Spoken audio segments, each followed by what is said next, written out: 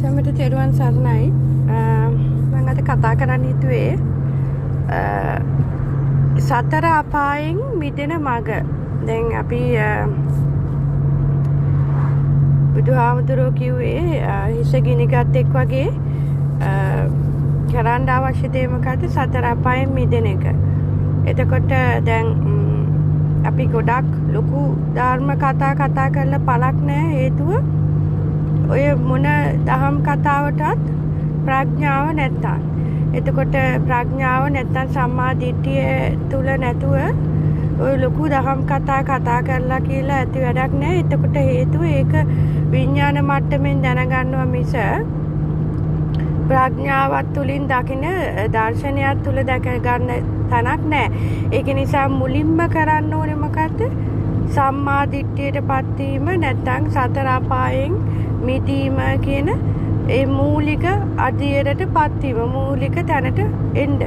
ඉතින් අපි දැන් අද ආයතන ගැන කට්ටිය කතා කරනවා. ආයතන ධාතු ওই පටිච්ච සම්පදාය හේතුඵල ධම ඒවා හොඳයි දැන ගැනීම තුළ පාට ඒ වුණාට මේ සත්‍ය ලෙසම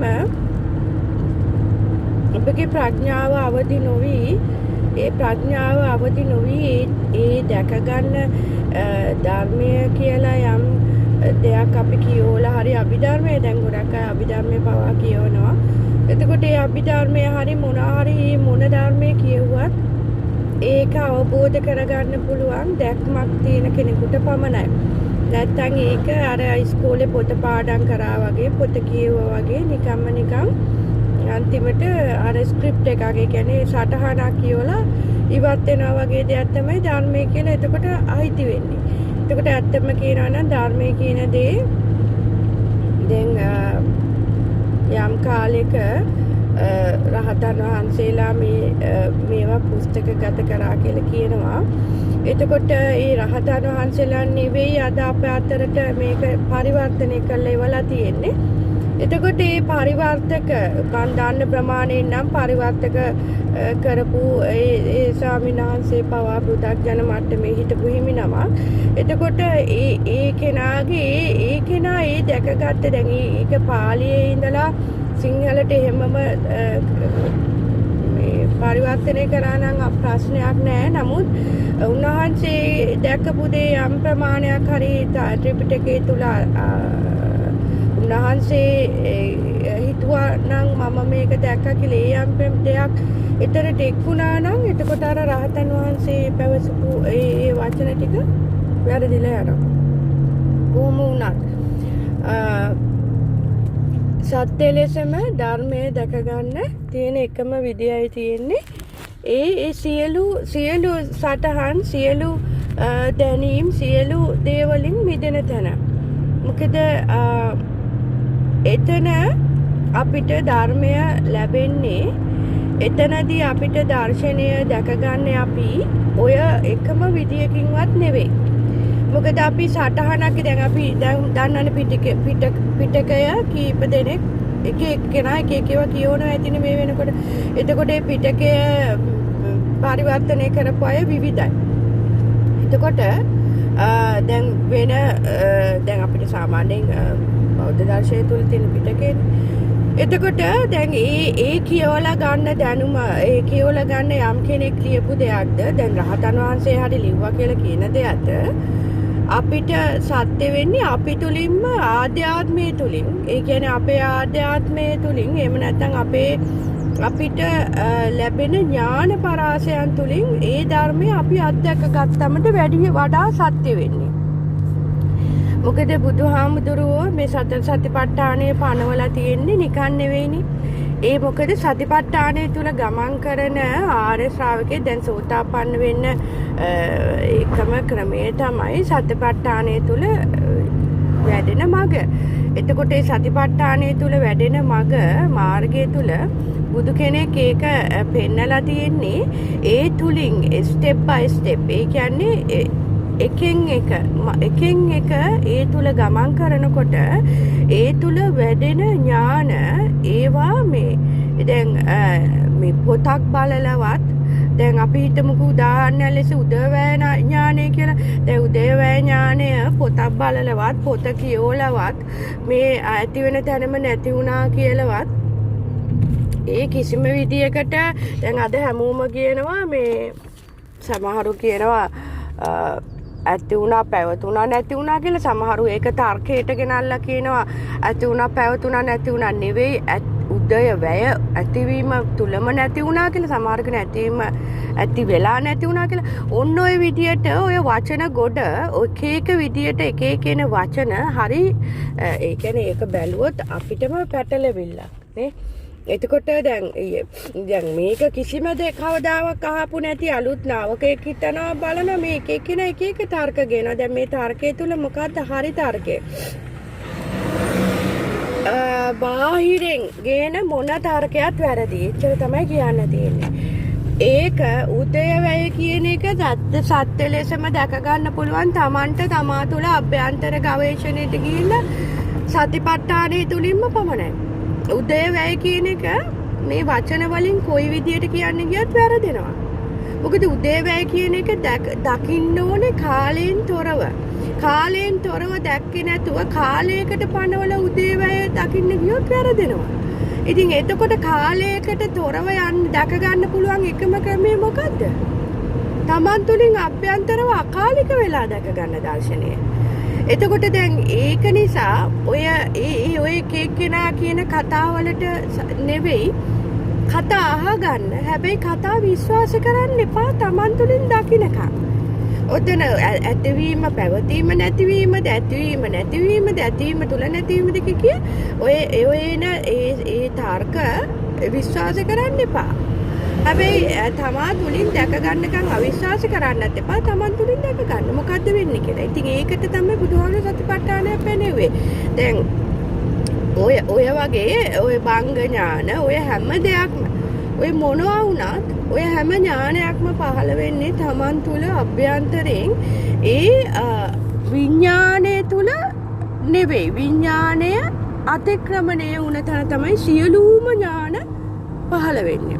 දැන් මේ විඥාන අතික්‍රමණය කියන එක ගොඩක් දෙනෙකුට තේරෙන්නේ නැහැ. මොකද ඒක ඒගොල්ලෝ අත්දැකලා නැති නිසා. හැබැයි විඥාන අතික්‍රමණය තුල ඒ කියන්නේ මොකද විඥානය තුල අපි පනව ගන්න අපි හදා ගන්න යම් දෙයක් ඇද්ද. ඒක භාෂාවකට අහු වෙලා දැනුමකට අහු වෙලා සංඥාවකට අහු වෙලා සංස්කෘතියකට අහු වෙලා ඔය හැම දෙයකින්ම විකෘති වෙච්ච. අර ඥාන විකෘතියක් වගේ හැම දෙයකින්ම විකෘති වෙච්ච දෙයක් තමයි විඥානය කියන්නේ. එක එක්කෙනාගේ විඥානය එක එක සංස්කෘතිය දර්ශනය අධ්‍යාපනය ඒ හැම දෙයකම ඇතුලේ හැදිච්ච දෙයක් තමයි විඥානය කියන දේ. එතකොට විඥානය කියලා අපි ගන්නේ ඇත්තටම කුණු ගොඩක්. එතකොට ඒ කුණු ගොඩට බාහිරෙන් යම් සත්‍යයක් පවතිනවා. අන්නේ කුණු ගොඩට බාහිරින් තියෙන සත්‍යයට සමවැදුනම නැත්තම් ඒ සත්‍ය ටච් කරාම ඒ සත්‍යයට ග්‍රහණය වුණාම ඒ තමයි පරම සත්‍ය. මොකද විඥානය කියන දෙයින් කිලිටු වෙලා නැහැ එතන. එහෙනම් ඒ පරම සත්‍ය අත්දකින්න පරම සත්‍ය ග්‍රහණය කරගන්න පරම සත්‍ය ළඟා කරගන්න එකම මාර්ගය තමයි සතිපට්ඨානය. එතකොට සෝතාපන්න වෙන කිසිම මැජික් එකක් නැහැ. සෝතාපන්න වෙන්න මැජික් නැහැ. සෝතාපන්න වෙන්න නැත්තම් සතර අපායෙන් මිදෙන්න නැත්තම් මමත්වයෙන් මිදිලා යන්න. මමත්වයේ ග්‍රහණය කඩා ගන්න. මම කියන මගේ ආත්මය කියන මිත්‍යාවෙන් මිදිලා යන්න. නැත්තම් කාලයට අහු වෙලා තියෙන මේ මායාවෙන් ගැලවෙන්න තියෙන එකම ක්‍රමේ සතිපට්ඨානය විතරයි. එතකොට යමෙක් තුල සතිපට්ඨානය වැඩුණේ නැත්තම් ඒක නම් මේක දැකගත්තා වෙන්නේ නැහැ. දැන් මේ සතිපට්ඨානයේ බුදුහාමුදුරුවෝ එතකොට මාර්ග අංග 4ක් තියෙනවා. කායානුපස්සනාව, වේදනාව, චිත්තානුව, ධම්මානුව කියලා. එතකොට කය වේදනාව කියන දේ රූපාශ්‍රිත වේ. රූපය තුලින් මුලින්ම ඒ කියන්නේ ප්‍රාථමිකව රූපය තුලින් පෙන්නලා තියෙන මොකද හැම දෙයක්ම ප්‍රාථමිකව ගියේ නැතුව උඩින් ගියොත් වෙන්නේ අර නිකන් උඩ ගිහිල්ලා බිම වැටෙනවා වගේ වැඩක්. ඒක නිසා තමයි බුදුවරයෙක් ප්‍රාථමිකව පොඩිම තැන ඉඳන් උඩට යන්න කියලා දෙන්නේ.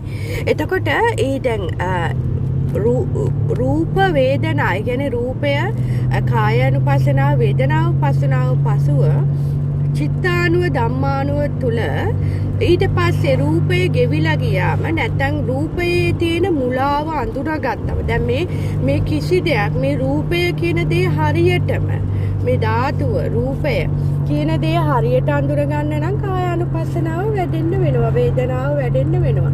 හැබැයි මේ දෙකම වැඩුණ කෙනෙක් ඊට පස්සේ චිත්තානුපස්සනාවට ගියාම දැක ගන්නවා ඔය කය වේදනාව දෙකම සිතෙන් හදාගන්න දෙයක් බව.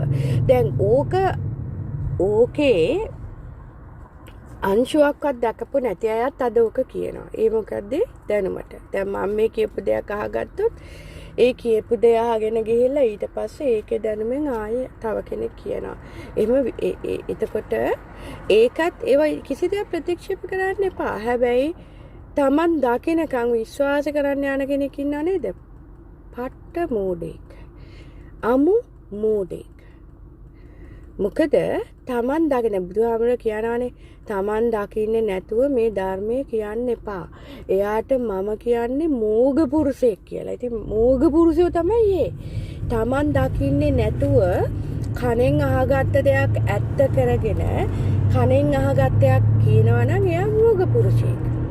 ඉතින් ඒ වගේ දැන් ඔය කියපු දේ තමන් තුලින් දැක ගන්න නම් ඒ කෙනාට රූපය වැඩෙන්නත් ඕනේ රූපය අතික්‍රමණය වෙන්නත් ඕනේ ඊට පස්සේ නාමයට එන්න ඕනේ නාමයෙන් රූපේ නිර්මාණය වෙන බව වේදනාව නිර්මාණය වෙන බව දැක ගන්න ඕනේ ඔය සියල්ල දැකගත්ත කෙනා එයා දැකගන්නේ ධම්මානුපස්සනාවෙන් දැක ගන්නවා දර්ශනයටපත් වෙනවා.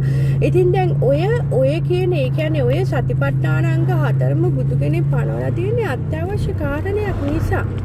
අත්‍යවශ්‍ය නිසායි පනවලා තියෙන්නේ. එතකොට දැන් කෙනෙක් සෝතාපන්න වෙන්න කියලා හිතාගෙන ඉන්නවා නම් මට සතර අපායෙන් මිදෙන්න ඕනේ කියලා හිතනවා නම් කරන්න තියෙන එකම දේ වෙන කිසි දෙයක් නෙවෙයි. සතිපට්ඨානේ හොඳට අධ්‍යයනය කරන්න. සතිපට්ඨානය අධ්‍යයනය කරලා සතිපට්ඨාන ඒ කායානුපස්සනාවෙන් හරි වේදනාවෙන් හරි තමන්ට ග්‍රහණය වෙන තැනකින් පහසු තැනකින් මාර්ගයට එන්න. සතිය වඩා ගන්න අංක 1 සතිය මූලික කරගත්ත සතිය වඩා ගන්න ඊට පස්සේ ඒ සතිය තුලින් මොකක්ද මේ නාම රූප දෙක කියන දේ තමන් තුලින් දැක ගන්න. එතකොට හොඳට දැන් ඔය යමෙක් මේක ප්‍රත්‍යක්ෂව දැක්ක අය දන්නවා මේ කියන කාරණය. ඔබට කවදා හරි තමා තුළින් මේ දර්ශනය දැකගත්ත දවසට ඇත්තටම හිතයි ආරයා මොනවා කිව්වත් මෙයා මොනවා කිව්වත් ඒ සියල්ලම කතා තමයි. ඇත්ත කතාව කතා වෙන්නේ ඔය හැම කතාවෙන්ම මිදුන තැනට. හැම කතාවෙන්ම මිදිලා ගිය තැනකට තමන්ට යන්න පුළුවන් නම් හැම කතාවෙන්ම නිහඬ තැනට තමන්ට යන්න පුළුවන් නම් ඒ සියලු කතා වලින් මිදිච්ච තැනින් තමයි ඇත්ත කතාව කතා වෙන්න ගන්නෙ. මේ කියන කතාව තේරෙන්නෙත් නෑ මිදෙන තැනට යන්නේ නැති කෙනාට. හැබැයි මිදින තැනට යන්තම් හරි ටච් කරලා තියෙන කෙනෙක් ඉන්නවා නම් එයාට තේරෙයි මේ කියන කතාවේ ඇත්ත. මොකද අපි මොන කතාව කතා කරත් විඥාන මට්ටම තුල විඥානයේ තුල ඒ කතා කරන්නෙම හදාගත්ත කතාවක්. එතකොට ඒ හදාගත්ත කතාව කතා කරන්නේ යන තැනම අපි විඥානයේ මුලාවට මෝහයට අහු වෙලා ඉවරයි. එතකොට විඥානයේ නිහඬ කර තැන විඥානය කියන්නේ අපි මෙතන මම මෙතන විඥානය කියන්නේ සිත සහ පසුව දැන ගැනීම කියන තැනත් නිහඬ වෙනවා. දැන් මුලින්ම සිත නිහඬ වෙන්නේ පසුව දැනීම කියන තැනත් නිහඬ වෙලා තමයි විඥානේ තුන කියන්නේ අපි අටලොස් ධාතුවෙන් මිදිලා සතර සත්‍ය දැක ගන්නවා අකාලික දර්ශනයට අකාලිකත්වයට පත් වෙනවා කියන්නේ දැනීම කියන තුලනිත් ඉවත් වෙනවා කියන තැන. එතකොට ඉතින් මුලින් මේ සිත නිහඬ වෙච්ච තැන, සිත නිහඬ කරපු තැන, සිතේ කතාවෙන් සිතේ හදාගන්න බවින් සිතේ නිර්මාණයෙන් නිදහස් වෙන තැන තමයි සත්‍ය එළියට එන්න ගන්නෙ. ඒ තුලින් නිහඬ බව තුලින්, නිහඬ තැන තුලින්, නිහඬත්වයේ තුලින් යම් කිසි දෙයක් එළියට එනවද දැනගන්න එයයි සත්‍ය කියලා. මොකද එතන හදාගත්ත තැනක් නෙවෙයි. පරම පිරිසුදු තැනක්. බුදු කෙනෙක් ලෝකෙට පහළ වෙන්නේ නැහැ ඔබට විඥාන මට්ටම තුලින් යමක් දැනගන්න පුළුවන් කියන්නේ. ඒක කියන්න නම් දාර්ශනිකයෝ ලෝකේ හරියට බිහි වුණා. කොච්චර දාර්ශනිකයෝ බිහි වුණාද? කොච්චර විද්‍යාත්මක සොයා ගැනීම හට ගන්නවද? ඉතින් ඔය සියලු විද්‍යාවන් වලට යටයිනේ මේක. එතකොට ওই සියලු විද්‍යාවන්, සියලු සොයා ගැනීම, සියලු දාර්ශනික මත ඔය හැම දෙයක්ම විඥාන ගෝචරයි. එතකොට විඥාන ගෝචර මට්ටමින් එහාට ලැබෙන සත්‍ය ඥානය, සත්‍යයක් පවතිනවා නම්, ඥාන දර්ශන පවතිනවා නම් හටගන්නේ විඥාණයෙන් එහාට. එතකොට දැන් සෝතාපන්න වෙන්න ඕනේ කියලා හැමෝගෙම හිතේ තියෙනවා. හැමෝටම දුක තේරෙනවා, දුකෙන් මිදෙන්න දුක ඇයි හටගන්නේ කියලා තේරෙනවා. මාර්ගයත් ඇහිලා තියෙනවා. මාර්ගයට බැහැගත්තේ නැති එකයි වෙලා තියෙන්නේ. ඉතින් මේ මාර්ගයට බැහැ ගන්න අවශ්‍ය අධික වීරියක් අවශ්‍යයි. මේ වීරිය තුල ඒ වීරිය ඇති කරගන්න. වීරිය අපිට කඩෙන් ගන්න බෑ. YouTube එක දාගත්තම දේශනාව අහන්න හරි පහසුයි දැන්. ඕන තරමට දේශනා තියෙනවා. හැබැයි ඒ දේශනා ඇහුව ප්‍රමණින් වීරිය වැඩෙන්නේ නැහැ. වීරිය තමා තුලින් ඇති වෙන්න ඕන දෙයක්. එතකොට ඒ තමා තුලින් ඇති වෙච්ච වීරිය ඇති වුණාට පසුව තමන්ට පුළුවන් මාර්ගයට එන්න. මාර්ගයට ආපු කෙනෙක් ඒ මාර්ගය තුල යනකොට තමයි අර YouTube එක හරහා අහගත්ත සියලුම සත්‍ය එළි වෙන්නේ. මොකද YouTube එක හරහා අහගන්නේ විඥාණයෙන්, විඥාන මට්ටම මෙදෙන තැනට ගිහිල්ලා දර්ශනීය මාර්ගය තුල තමයි YouTube එක ඇත්ත වෙන්නේ. එතෙක් ඔබට ඒ මාර්ගේ යන්නේ නැතුව ඔබට YouTube එක ඇත්ත වෙලා තියෙන එක ඉතින් හරි අපරාධයක්. ඒ සත්‍යයක්. මේ අපි කියන වචනයක්වත් විශ්වාස කරන්න එපා. හැබැයි විශ්වාස කරන්නත් එපා, විශ්වාස කරන්නත් එපා. හැබැයි අපි කියන්නේ එකම එක දෙයයි. මොකද බුදුහාමුදුරුවෝ අවුරුදු 45ක් ඉඳලත් කිව්වේ මේ එකම කාරණේ මාර්ගයට බැස ගන්න. ආර්ය අෂ්ටාංගික මාර්ග සතර සතිපට්ඨානය තුලින් ගමන් කරන ආර්ය අෂ්ටාංගික මාර්ගට බැස ගන්න. බුදුහාමුදුරුවෝ කිව්වෙත් ඔච්චරම තමයි. සියලුම දේශකයන්ට මේ දර්ශනය දැක්ක යම් කෙනෙක් ඉන්නවා නම් ඒ හැමත කියන්න තියෙන්නේ එච්චරයි. මොකද ප්‍රූව් කරන්න, ඒ කියන්නේ ඔප්පු කරන්න දෙයක් නෑ අපිට. මුළු ලෝකේ ලෞකිකයේ තුල සියලු දේවල් මිනිස්සු කරන්නේ ඔප්පු කරවි. අපිට ඔප්පු කරන්න නෑ. අපිට තර්ක කරන්න දෙයක්වත් නෑ. යමෙක් තර්කයෙන් මේ දර්ශනය ඔප්පු කරන්න යනවා නම් ඒ මෝග පුරුෂයෙක්ම පමණයි. තර්කයෙන් ඔප්පු කරන්න බෑ. සියලු තර්ක අතෑරුණ තැන තමයි දර්ශනයටපත් වෙන්නේ. සියලු ඔප්පු කිරීම අතෑරෙන්න ඕනේ. සියලු තර්ක අතෑරෙන්න ඕනේ. මොකද මේ සියලු මුළු ලෝකෙම තර්කයේ තුල ඔප්පු කිරීම තුල ගමන් කරත් ලෝකෝත්තරය ওই සියලු දේම අතෑරුණ තැනයි ලෝකෝත්තරය එළියට එන්නේ. ඉතින් ඒක නිසා කිසිම දවසක ඔප්පු කරන්න, තර්ක කරන්න යන කෙනෙක් ඉන්නවා නම් එයාගෙන ඉතින් හිතා ගන්න. මොකද ඇත්තටම මේ ලෝකෝත්තර දර්ශනය ඔප්පු කරලා ගන්න බෑ. මොනවද ඔප්පු කරන්න තියෙන්නේ? ආයතන නිරෝධයත් තුලින්, විඥාන නිරෝධයත් තුලින් විඥානය තුල සියලු දේ ඔප්පු කරත හැකියි. විඥානය තුල සියලු දේ ඔප්පු කරන්න මොකන්ද කියලා ඔබ හිතලා බලන්නකෝ. ඒත් දැනුමකින්නේ. ඒත් අල්ලගත්ත වැල් වටාරන් ටිකකින් තමයි ඔප්පු කරන්න යන්නේ. දැන් විඥාණයෙන් තොරව සත්‍ය ඥාන, ඒ කියන්නේ මේ දර්ශනය විශ්ව ඥාන තුලින් ලබා ගන්න සත්‍ය කොහෙන්ද ඔප්පු කරන්නේ? ඔබ මට යමෙක් කිව්වොත් ඔබ නිවන් දැක්ක බව ඔප්පු කරන්න. යමෙක් කියන ඔබ මේ සත්‍ය අත්දක බව ඔප්පු කරන්න. කොහොමද ඔප්පු කරන්නේ? ඔප්පු කරගන්න ඕනේ ඔබටමයි. ඔප්පු කරගන්න ඕනේ ඔබටමයි.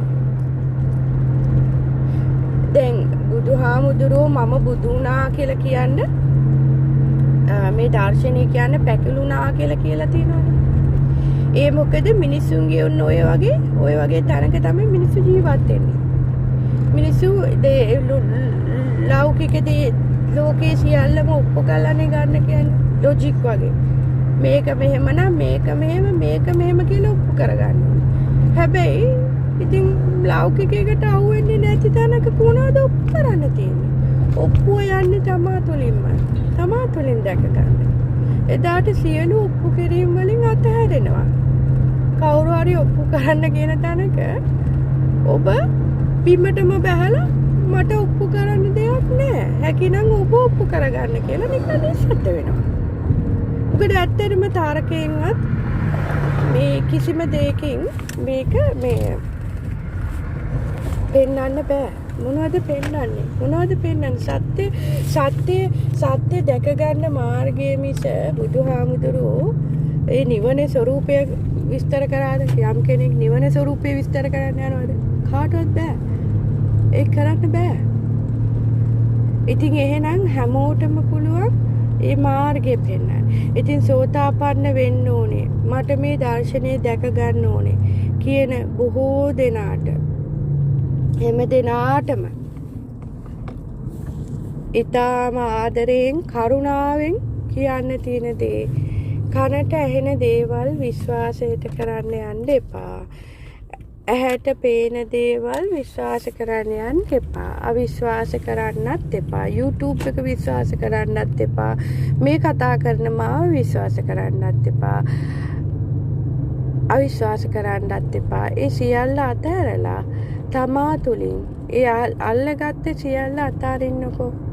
මොකද ලෞකිකයේ තුල අල්ලගත්ත ප්‍රමාණයට තමයි ඔබට ජයග්‍රහණය.